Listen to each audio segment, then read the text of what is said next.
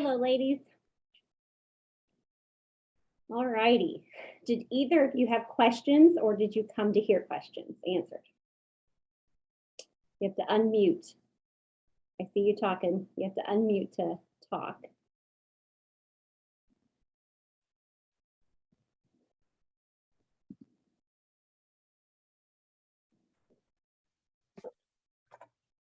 There you go, Lana. Did you have a question? No, I just said I was here to listen. Well, now you know how to unmute. All right. Well, in a few minutes, the grandkids are coming. Yeah, I have a list of questions that I've gotten. So if you guys don't have any, did any of you have questions that are here? Just like what the plan is for like what we're gonna plan to do. Yeah. For today or for you to do are you planning on doing the free program on your own, or are you wanting to join the paid program, just so I know which direction to answer? The free one for now. Okay. So the free program, did you already download the email that you got, or Facebook or Instagram or something that says like what? Yes. Okay, so on those, you would start by just filling out a daily plan every day and starting to utilize some of those worksheets. So kind of figuring out where you're following your plan, where you're not, and looking for ways to make some little changes until you start seeing your results that you want. Okay. And then there's some other worksheets in there, like the habit tracker, that help you kind of see which things would be the next direction to work on. Did that answer your question? Yeah. Okay. Any other questions? Okay. So someone asked, is there a right way to take measurements? And so it doesn't really matter if you do it a certain way, as long as you do it the same way each and every time. And so pick the same spot. So when you're talking about like your arms or your legs, usually just one side. So typically people do, if they're right-handed, they'll do right dominant. And so they'll do right arm, right leg, right thigh, and calf. And then your chest. So your chest measurement, if you're female, then you have breast tissue. And so typically if you're measuring across your breast, that number is going to be different, whether you have clothes or bra, or depending on your weight loss. So what I typically do is I either measure above, or I measure like where your band would go, like below your breast, where that crease would be. And either one is fine. You just pick one and go with it. Measure the same place each time. Some people don't know where their natural waist is. And so a good tip to figure out where your natural waist is stand up and bend sideways, and where your side curves in, that's your natural waistline. So that's where you would measure at. Hips. So your hips are going to be through that fullest part, including your rear end. Oh, someone asked, how often should I weigh? You are going to weigh once a week just to keep your records. Sometimes people weigh every day. Like I'll weigh every day sometimes when I'm trying to like figure out how certain foods affect me. Like like if I eat pizza, I typically have learned that I get a 3-pound gain of water bloat. And so it's just data. I see Susie's face crying. It's just data. And so like I would know, maybe I wouldn't like put a whole bunch of things that my body's reactive to all at one time. So if you can weigh every day and not have lots of thoughts and drama, then there's no wrong way. It's just data. But when the scale has you frustrated or upset or feeling like your efforts aren't good enough, then it's important to go back to once a week. And truly you're looking for habits. So the scale and the measurements are just another extra piece of data. And so what you are really looking at is like, what are your habits that you're creating and how are they making a big difference for you? And so if you're drinking more water and you're noticing like my skin's looking clearer, or you're getting more sleep and you're like, I have more alertness. Like those things are so much more important than what the scale says. And they're going to be the things that like keep you wanting to keep moving on. Oh, and then a tip, if you printed the measurement form in black and white ink, then some of the graphs don't show up. So like the person in the middle doesn't show up in black and white sometimes, and neither do like the headlines of the boxes. So that was something brought to my attention. Any questions about that so far? Okay. The next question that I had wrote in was, what should I be planning? And so you get to plan anything you want. So you get to decide on your protocol. And so when you're deciding on that, in the beginning, you're going to just write down very close to what you're already eating. So if your family has pizza twice a week, I'm saying this from experience because that's what mine did. We ate pizza twice a week, and we probably had takeout from a fast food drive-through kind of thing another couple times a week. So in the beginning, that's what mine looked like. And I got used to just eating what we already had, trying to just stop before I was full. And then I went to trying to find a better option. And then like, maybe we were still going to McDonald's, but I was trying to find a better option, which they don't have anymore. They used to have salads and grilled chicken sandwiches, and they don't. So like things like that. So you just start right where you are and then just keep trying to see like, if I make this one slight little difference, what kind of result am I going to get with that? And so they're so insignificant of changes that you're willing to do them because you don't think it's going to matter at all. And so it kind of tricks your brain into thinking like, this isn't that big of a deal. Of course I can do it. Like, of course I can say no cheese on my sandwich this week. Not a big deal. And so then you do it and you see, how do I feel? Does my digestion feel better? Did the scale do anything? Maybe I'm not as congested in my head. Maybe my joints didn't hurt. So you're just looking for all those things and then keeping track of that in that response log so that like, hey, when I ate this, I didn't feel so good, but this is how much of it I ate. So is it a quantity thing? Is it when I pair it with something else?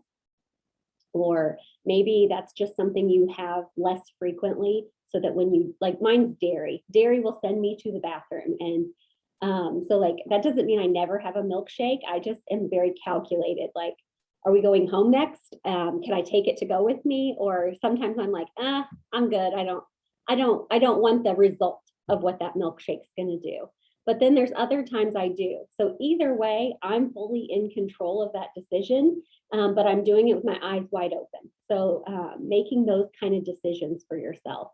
So you're not eating behind your back, you're planning what you're going to have. So, if Oreos is on your plan, or chips or pizza or whatever your thing is, like just put it on your plan. If you can see your future self standing there at their goal and they get to have that kind of food, and you want that to be something in that plan, then you need to be eating it now so that you learn how to eat it so that you can keep eating it when you're at your goal. If your body just says like, oh, I don't like this, and like I said, it sends me to the bathroom, well, then you might say like, I'm still choosing to not have it. I don't have it because I don't want to be in the bathroom. So it's not that I can't, because I physically can put it in my mouth, but I'm also, when I do that, choosing the result it gives me. So when you're creating your food plan, pick foods that you're gonna eat, that you want to eat. And then just get really curious about like, how did this respond? How do I want to feel? Maybe like I said, I use the example of take the cheese off your salad or your sandwich. Like, is that gonna do anything? Okay, so that did or didn't. So like, what else am I willing to try? And just keep finding those little things about, can I just try one little thing and get those in there? A big question was, I want to make sure that I covered all that. Oh, the only other things I wrote on there was like your reasons for planning food. and be open to experimenting to see what works for you. It will be different for each person. Which my brain like truly exploded when I got told I had to pick my own food, because I felt so damaged from like diet culture about all of the things I couldn't have, all the things I was supposed to have. And so when I was told just pick what you're going to eat and write it down, I just couldn't. Like I was paralyzed with fear of picking the right thing, and there's no right thing. So you just pick something and then see how your body responds. So it's a total experiment. So the other big question that someone had was, how do I make a plan when I don't know where I'm going or what will be available to me? And so you are still in so much control of so many things, even when you don't know what's going to be offered. And so like with the holidays coming up, that's a big one that people tend to feel like I have no control. I'm going to somebody's house and I have no idea what they're serving, or we're going to dinner with friends and I have no idea what restaurant they're even going to pick. And so you can start kind of making some plans outside of knowing the specifics. So like sometimes you might plan, I'm only going to eat whatever is served when I'm hungry. So if I get there and I'm not quite hungry yet, I might just order it to go, or I might just say, I think I'm good. I'll just have something to drink. And I have done it. I've gone for girls' nights and just sat and had an unsweetened iced tea, and they had way more drama about me not eating than I did. And then when I got home, I ate what was planned and it was fine. You can decide ahead of time if you're going to have an appetizer. You can decide ahead of time if you're going to have sweets or alcohol. And in planning that ahead of time, there's so much empowerment, because when you know you're going to have something like that, then maybe like your other meals, you're saying, well, I don't need a few extra bites on this meal because I know I've already planned a dessert. Like, oh, I can't wait to eat this dessert, and I'm planning it. I'm excited about it. And then I'm not tempted to like want to eat more and more for the other meals. So it just, when you plan it intentionally, even if it's without the specifics, you have so much control over how you do things for the whole day. You can decide that whatever's offered, you're going to pick the best option of it. So like you go to a dinner party and they've got like the whole countertop buffet style, right? And maybe you're like, well, I definitely love that spinach dip. That is not my favorite. I do not love that thing. Maybe Susie's got her stuffed mushrooms there. I'm like, oh, I'm having 2 of those babies. Like, that's for sure. So I just like look at the whole spread and I pick, like, if I was going to be picking a menu before I start putting things on my plate, I look at what's offered and I decide, okay, I already know what's been planned already today, what I've eaten, if this is like earlier in the day and I still have another meal to go. And then I make a meal choice based on what I'm seeing before I even load my plate up. Sometimes people will say, I'm only going to have 1 plate. Whatever I'm doing, I'm only going to have 1 plate. Some people from back in Weight Watchers say, and I'm going to make islands, so like that means like the food doesn't touch on your plate. So it's not big heaping helpings of each thing, so that it's smaller portions. So they are islands on your plate is what they used to call it. And then some people say, like, I'm only going to have I'm going to take a bite of each thing, that serving size, so that I can try all the things. And then I'm going to stop whenever I'm satisfied. So I'll eat them in the order that I like them first, and then stop when I'm getting closer to thinking I might be getting full. Sometimes people say, I'm going to pick vegetable and meat choices first. And so I work with some people that are diabetic, so like they need to have less carbohydrate type things. So they're looking for the fruits and vegetables, the meats, that kind of thing first, or cheeses. It just totally depends on what you want. Sometimes people serve their plate and then they pick 1 bite of each thing, and then they sit there and they just sit and talk and they wait, because usually if you're eating out with people, the whole point is the entertainment of being with your friends or family. And so they really enjoy being there in that moment. And then they'll look at their plate, and then whatever their favorite was, maybe take another bite, and then sit and listen and talk. And each time that you're not physically taking a bite, you put your fork down so that you are very active in the conversation, and the food becomes just something in the background. Which I don't know if I got it to it in any of these videos. The whole thing that makes this so exciting is that I learned how to be excited about my life and not so excited about my food. And I still love food. I still find pleasure in the taste of the food, but food is just something that,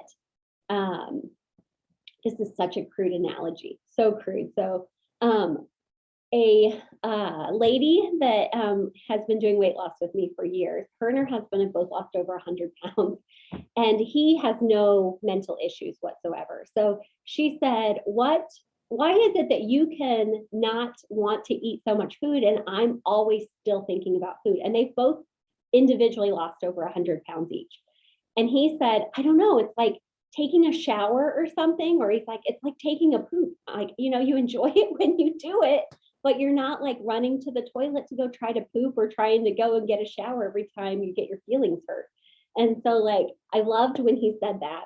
And because we do that with food, when our feelings are hurt, when we're excited, when we're upset, when we're tired, when we're trying to look for something, we look into food, and it's either a distraction or sometimes we think it's a comfort to us. And so if you can really enjoy what you're planning, and then when you're done, you're so excited to live life, like that is going to be like the optimal sweet spot for you. Like, what am I so excited to do that I mean, like, what is it? It takes you, what, 5 to 10 minutes to eat a meal typically. And I mean, if you're not counting cleanup time and set up your plate, like, and so if you have 30 minutes of eating over the course of a 24-hour period of time, what are you going to do with all the rest of that time? Like, how are you going to fill that time? And so that's exciting when your brain stops being so concerned about what your meals are and what you're eating or not eating, and you're really thinking about like, what are the other 23 and a half hours of my day going to be filled with? If this was my last day on earth, what would I want them to be filled with? And try to do something from that list.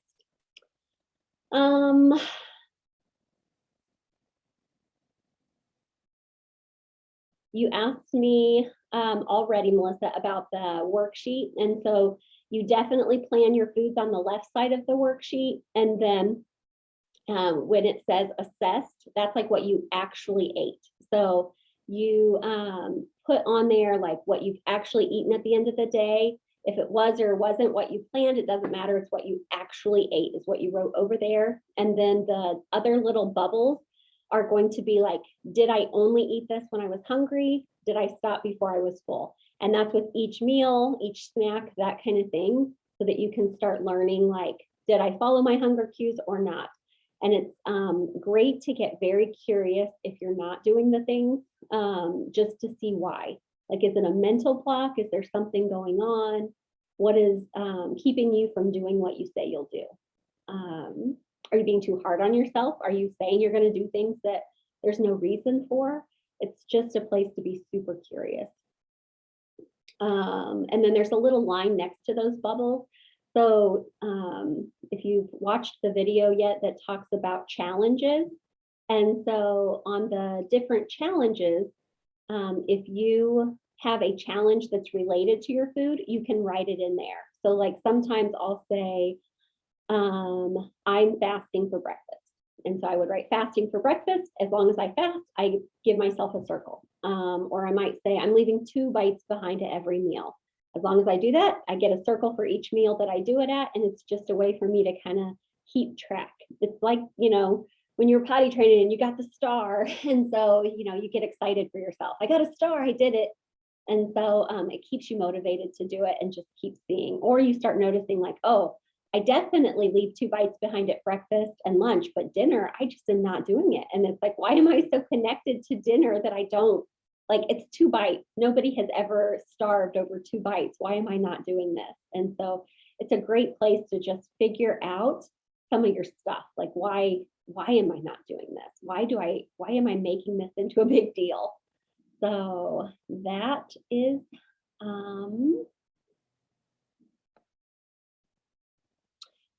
have you guys, this is going to be like an audience participation thing, so you might have to unmute yourself for this one. Have you guys been listening to your hunger cues? Was this something new for you? Anybody? Does anybody want to unmute and talk? Michelle? Yeah, I mean, I've been kind of doing, as you know, a variety of things for quite a while. And I kind of, before I even knew from you, just like, don't eat unless you're hungry. I kind of figured that out on my own. And I've actually, well, I've been on fall break for the last 2 weeks. So it's been easier to do some of these things because I'm not at work. I'm not bound by that schedule. But I have gone, and I think I told you, like, literally, I've kind of looked into intermittent fasting, and I just decided, let me just see like how long I can go without feeling hungry. And like, I literally went in the last 2 weeks. I mean, I think I told you I went 17 hours one day, 18 hours another day, 21 hours another day. So when And you were feeling that, sorry to interrupt, when you were feeling that 17 to 20 hours, was there zero, like you never got a single hunger cue, or they weren't so strong that they were like making you want to eat? What do you think? I didn't have much at all. I mean, I feel like a lot of this is psychological. Like, I feel like, and I think I read this somewhere. I've been reading a lot of books too. And it's like, we just feel like we're going to die if we don't have all of our meals or if we don't have all of our snacks. And I just wanted to see, like, because I It's used to have a definitely taking problem. the urgency out for you, the urgency that hunger would. You said, what I want to ask you about is, you said that there wasn't much at all. So like in the much, what would be something that you did notice, but it wasn't much? I mean, and actually I'm fasting right now. Just like right now, I feel a little tiny, like, I don't even know how to describe it. Feel it at? Is it in your throat, your mouth, your stomach? Where do you notice it? It's in my stomach. It feels a little empty. It feels a little hurty, like, but it's not horrible. Does it feel empty, like maybe like your stomach, it's like an echo in a cave? You just feel like the little echo of it in your empty stomach? Kind of, yeah, kind of. Okay, so that would be an initial hunger cue. So if you're eating to when you're first hungry, that would be what a hunger cue would be. So typically when you're working with body signals, hunger cues, if you are totally just going on with your day and you don't think a thing about food, then you're totally neutral. You're not hungry, you're good. When you start noticing maybe like your energy's dropping a little, or your thoughts are starting to go to food, like, is it starting to get dinner time yet? I think I'm starting to get hungry. That's probably the first initial sign of it. That echoey kind of empty stomach is kind of some of those early signals of hunger. And so when you feel that, that's kind of your green light to say, yes, this is when I would eat. And it's great to eat then. So like, I know like you've flexed your willpower, your urgency kind of thing. You've lost some of that urgency with food. But if you go ahead and eat, like give yourself the green light, like I feel this, I totally recognize that this is still some of the early hunger. And so like if I was busy and I couldn't eat right away, I totally know it's not an emergency kind of situation. But this is my body saying, hey, Michelle, I'm kind of hungry. And so you would feed yourself. And the nice thing is you're feeding yourself when you're not super hungry. You're not thinking like, oh, I'm starving, I've missed so many meals. So then you just eat a little something. You're willing to leave bites behind. You're willing to just have half your meal. And I'm not saying you have to do those kind of things, but you're so much more willing to do it when your body knows I'm going to get more as soon as I get hungry again. And so it gets to where it can rely on you to feed it. It doesn't have to go into that primitive brain that says, no, it's, you know, she's dieting and I'm doing without and I need to throw up all the protest signals. It's like, hey, by the way, I'm hungry. You fed me. I'll let you know when I'm hungry again. And you can ignore it and go on the rest of your day after you've eaten. Does that make sense? Yeah, I read something about fasting and it said, you know, fasting is you choosing to do that. It's not someone starving you. Right. It's you choosing that. And so that's where I'm just kind of looking at it as like, I can eat whenever I want to. And I mean, again, it's easier because I've been home. So I don't know how that after, this week when I go back to work, how that's going to work, because then I can't just eat like. Well, easy's a thought. So I've had just as many people tell me it's easier when I'm at work because I'm in routine. So easier at home because I can plan and it's all in my kitchen. Easier when it's at work and I've already had to decide on a routine. Easy is what your thoughts are. And so either way is fine. But I guess what I want to emphasize is that there's no reason to have to go that long. And so like if you're choosing to on occasion, but we don't want to get into a situation where we're not actually giving our body what it wants, because then it will start protesting and saying like, you've done this to me and I need to collect all the fat I can because you're starving me. So did anyone else have a hunger cue they wanted to tell me about? Well, mine's not a hunger cue. Yours is a lack of hunger cues. Mine is a lack. Mine is total lack. No breakfast, no lunch. Starving you usually been on my way home from work. Coke. Coke. I can drink a Coke, and that's my go-to. When I'm at work, I can sit there and do my work and sip on a Coke. But I will eat too. How we have had free-for-alls at work too.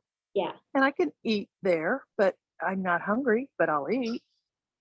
So But that's Susie here has a Coke addiction is what we'll tease. totally. And Yeah. she's not a Diet Coke girl. She's a full sugar You betcha. Coke. And so she's giving her body Coke and it's sugar all throughout the day. And so it's not really letting her body get hungry because she's kind of almost got like this IV line of a steady stream of glucose coming in at all times. And so I hope you don't mind me sharing some of this. No, absolutely not. So with her, what I've said was she needs to put Coke on her plan as if it was her dinner or her breakfast or her snack or her lunch. And so that Coke has sugar in it and the Coke needs to be on the plan. So however many of them you're eating, however many you're drinking, they need to go Really? on the plan. And so that way when you're having them, because really you're having Coke in place of food. So your desire for drinking the Coke is what the desire for eating would be if you took the Coke out. And so Which I have to do. The hunger cues will switch to food when you're not having Coke giving that sugar all the time. So you will get hungry when you're not, because like really it would be like if you had, let's say you had like the big buffet of breakfast and you just took a bite. So every time you came back to your desk, you took a bite or two and then you just kept working. Your body isn't hungry because you kept feeding it. And so it's not telling you, hey girl, I'm hungry, I'm starving, because you are just steadily feeding it a couple of bites every time you take a couple sips of your Coke. Make sense? And I've got to wing off. We know. I've got to get to flavored water. Or start with Diet Coke to get the sugar out and then go to flavored water and then just some plain water in there too.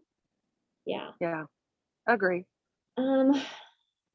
Okay, so last question for me to answer real quick. Unless any of you have questions for me before I jump into this last one?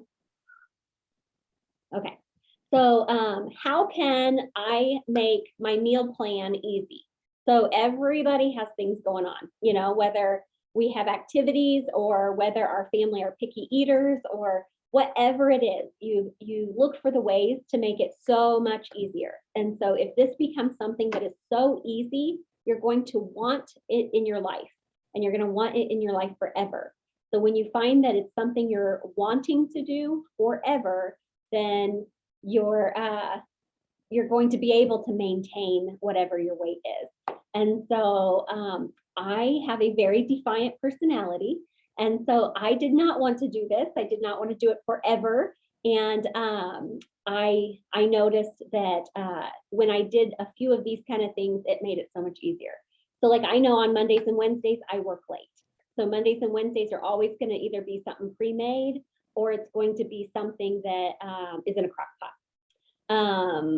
Usually my lunches are kind of like boring. I have either a soup, a salad, or a leftover. And so on the Sunday, I usually prep a bunch of lettuce and I make, it's called salad bar in my fridge. And it's like one big glass container, and I just make rows of all the veggies. So in the morning, I just grab what I want, throw it in my bag and take it with me to work. Or on Sundays, we'll have like a big bunch of soup and then I portion the rest out. So I just have to grab one of those to take for my lunch, maybe a piece of fruit.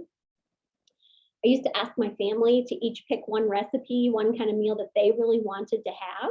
And they got tired of picking. So I said, fine, I get to pick. And if you don't eat it, I don't care. And I got okay with either eating leftovers or throwing them away or freezing them.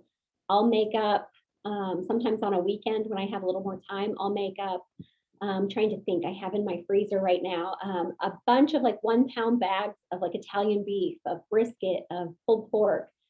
We had a big ham and I took all the ham off and I diced it up in my food processor. So I have like, it's almost like bacon bit size, it's little tiny ham. I'll put it on potatoes and salads, on and my eggs, like all that kind of stuff. So anything I can do just to make it so much easier for myself. And so the last thing I was going to share is currently right now, like I didn't even know how to cook anymore. I had gotten so where I was afraid to make food. I was afraid to know how to spice it. I was just so afraid. I was afraid of food. So not having any kind of confidence in myself. So I did like HelloFresh meals. And then after that, now I've kind of been for quite a while on something called e-meals. And so I think it was like $59. I don't have any connection with them other than that I just pay for their product. But it's like $59 for the year. Every Wednesday they send me a menu of foods I can pick from. And sometimes I go into like the crock pot meals and I'll pick a couple of those. But I think I do like quick and healthy or something is the one I picked. And I picked for 2 people because our son's college age. Well, he just finished college, but he's not always home. So usually even with it for saying for 2 people, I usually can get 4 portions out of it. So like usually my husband and I eat that night and then my son and I have our lunches for the next day. But like I'll pick what meals I want and then it sends it, it puts the menus in my phone and then it takes the grocery list and I can have like Walmart grocery pickup for a scheduled pickup. And so it's kind of just automated for me now. And it's whatever groceries I need and it makes it easier. So it keeps me out of the grocery store. That's not something I love. I don't love going in and picking my own groceries. I'm absolutely fine with letting someone else do that and me just letting them load it into my car too. And so it's part of that. I'm like looking forward to the things that I enjoy in life, and grocery shopping and making meal plans is not my favorite thing. So I love how easy it has made it for me. Some people love cooking and I do like cooking. I love spending the time with my family, but the e-meals has just made it so much easier. So that's what I'm currently using. And like we have date night every Thursday. I know Monday and Wednesdays are crock pot meals or something fast. Sunday's usually going to be my big soup or something like I can have for the rest of the week. And then like we do like a Chinese night and a Mexican night. And so that kind of starts to fill in the calendar. So anything that kind of creates some routine. If someone has a birthday, you know, well, maybe we're going out to dinner that night instead, or maybe they have a favorite meal that they want. So you look at your calendar and you try to plug things in. If you're a person who has kids that are in sports, maybe you know on these nights it's going to either be crock pot or it's going to be someone just asked me a question. Maybe you know it's emails, yeah. Emails where I'm at, they will let us deliver through, or not deliver, but you can order your groceries through Instacart, Walmart, or Kroger here in Indiana where we're located at. So if you're in a different state, when you go on emails, it'll tell you what meal delivery, or not meal delivery, meal grocery pick things it is. So anyway, but like just the easier you can make it, the easier it'll be on yourself. So, all right, that's all I have for you guys. So if you have done the free program, wonderful. And you can always email me questions. We have another Zoom live on Tuesday next week and at 4 o'clock, and that's Eastern Standard Time. I realized I did not put Eastern Standard Time on here, and I've got quite a few people from even out of the country. So I need to like make sure I'm better at like writing the time zone, and we'll answer more questions. And it is open right now. And so we have a handful of people who are going to do the paid full program with us. And so that will be like a 3-month-long program. You get one-on-one coaching, some group stuff like this, and you'll be learning a lot more about how to create those habits that are really effective and how to manage our thoughts. And so the managing of the thoughts was the part that I truly like waited, thinking, no, it's just about the do line. Like, I just need to do stuff. I just need to have better habits. And the habits are so amazing. But if your thoughts are not where they need to be, then you're not going to want to do those habits. So if we manage your habits and your thoughts, you'll have great routine, and you'll also have the want to on the rest. So it makes it so much simpler. It's the part that makes you want to keep doing it. All righty, that's all I have. Thanks for coming, guys. Bye.